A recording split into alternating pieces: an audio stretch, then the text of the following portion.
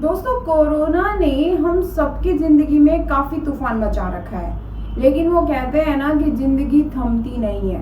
तमाम मुसीबतों के बीच आर्थिक और फाइनेंशियल एक्टिविटी चलती रहती हैं। यहाँ तक कि संकट की घड़ी में लोग ज्यादा सेविंग और इन्वेस्टमेंट की ओर ध्यान देते हैं। पिछले साल कोरोना की पहली लहर ने निवेशकों को बहुत परेशान किया था और अब इस साल दूसरी लहर भी परेशान कर रही है। लेकिन इन सारी समस्याओं के बावजूद 2021 में आप निवेश के कुछ बेहतरीन ऑप्शंस अपना सकते हैं। कोविड के इस दौर में भारतीय अर्थव्यवस्था में महंगाई के बढ़ते जाने से बैंकों के टर्म डिपॉजिट पर मिलने वाले ब्याज दरों की हालत एकदम खस्ता हो चुकी है। एफडी पर 4 से 5% तक ब्याज मिल रहा है। ऐसे में इन्वेस्टर्स को कहाँ इन्वेस्ट करना चाहिए, कौन से ऑप्शंस आपके लिए बेहतर हैं, आज हम इसी बारे में बात करेंगे। तो चलिए दोस्तों शुरू करते हैं। नमस्कार दोस्तों, मैं विदिशा चौधरी व्यापार मंच में आपका स्वागत करती हूँ।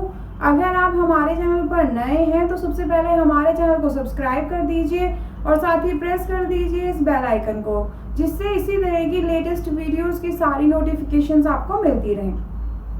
दोस्तों, कोरोना वायरस की दूसरी लहर के बीच निवेश करने के तमाम ऑप्शंस फीके पड़ते जा रहे हैं। शेयर बाजार में जबरदस्त अप और डाउन देखने को मिल रहा है।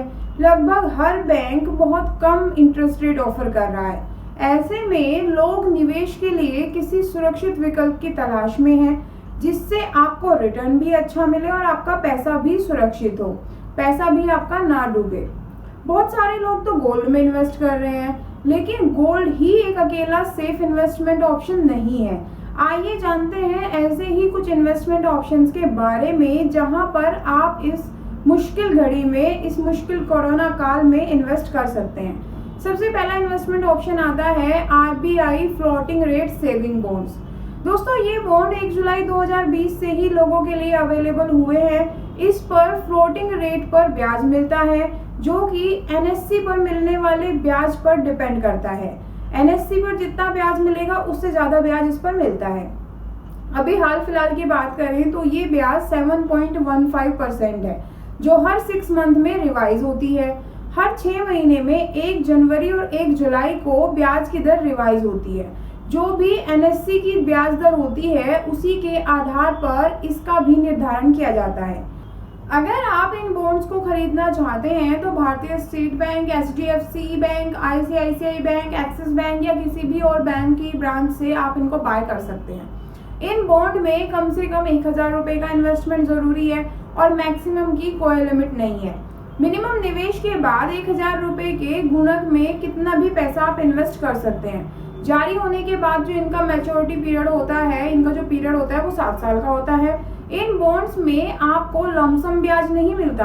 इसका मतलब जिस दिन आपको बॉन्ड इशू हुए हैं उस पर जिस दिन भी ब्याज पेएबल होगा वो उसी दिन आपके बैंक अकाउंट में क्रेडिट कर दिया जाएगा। तो जितने पैसे के आपने आरबीआई बॉन्ड्स खरीदे हैं उतना ही पैसा आपको लास्ट में वापस मिलेगा। जो इंटरेस्ट है वो आपको पीरियडिकली मिलता रहेगा। नेक्स्ट जो ऑप्शन है वो आता है गोल्ड।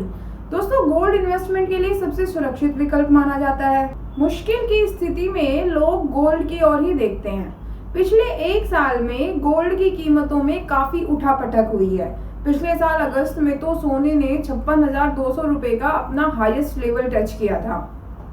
अगर आप सोने को इन्वेस्टमेंट के ऑप्शन के तौर पर देख रहे हैं तो आपको डिजिटल निवेश के ऑप्शंस को देखना चाहिए, जिसमें आपको प्योरिटी, मेकिंग चार्ज और सेफ्टी की कोई चिंता नहीं होती है। डिजिटल गोल्ड में आपके पास gold mutual funds, gold exchange trading funds और सॉवरेन गोल्ड बॉन्ड शामिल है। सॉवरेन गोल्ड बॉन्ड में इनकम की गारंटी भी होती है। इनमें 6 साल से टैक्स फ्री रिडम्पशन भी मिलता है, जो इसे डीमैट गोल्ड ऑप्शन से बेहतर बनाता है। इस तरीके से आप डिजिटल गोल्ड में इन्वेस्ट करके प्योरिटी, मेकिंग चार्ज और जो सेफ्टी की चिंता है कि आपको लॉकर में रखना है या कहाँ रखना है, उससे भी मुक्ति पा सकते हैं। और जो गोल्ड एक सुरक्षित विकल्प है, आप उसमें इन्वेस्ट भी कर सकते हैं। तीसरा जो ऑप्शन आता है वो आता है AAA रेटिंग वाले कॉर्पोरेट बॉन्ड फंड्स। दोस्तों, अगर आप अच्छा रिटर्न पाना चाहते हैं तो आप कॉर्पोरेट बॉन्ड फंड्स में भी इन्वेस्ट कर सकते हैं। इसमें बॉन्ड फंड्स की तुलना में ज्यादा रिटर्न मिलता है। ये बॉन्ड ज़्यादा रिटर्न तो देते ही हैं, साथ ही उन लोगों को टैक्स में अच्छा फायदा भी मिलता है जो हायर टैक्स ब्रैकेट्स में आते हैं। इन बॉन्ड में अलग अलग पीरियड के हिसाब से अलग अलग रिटर्न मिलता है, जो 8% से लेकर 9.6% तक जा सकता है। तो ये भी इन्वेस्टमेंट का एक अच्छा ऑप्शन हो सकते हैं आपके लिए। बट इनमें आपको रेटिंग का ध्यान रखना चाहिए। आपको AAA रेटिंग से कम रेटिंग वाले कॉर्पोरेट बॉन्ड फंड में इन्वेस्ट नहीं करना चाहिए। अगला जो ऑप्शन आता है वो है लिक्विड फंड्स। दोस्तों, बाजार में उतार चढ़ाव के बीच आप अपने फंड में से कुछ भाग को लिक्विड म्यूचुअल फंड्स में इन्वेस्ट कर सकते हैं और इसमें आपको मौजूदा FD रिटर्न के मुकाबले काफी बेहतर रिटर्न मिलता है। इनमें कॉर्पस को deposit certificates, commercial paper etcetera में 91 डेज की मैच्योरिटी के पीरियड तक निवेश किया जाता है। लिक्विड फंड उन इन्वेस्टर्स के लिए बढ़िया हैं जो छोटी अवधि के लिए अपना पैसा कहीं इन्वेस्ट करना चाहते हैं।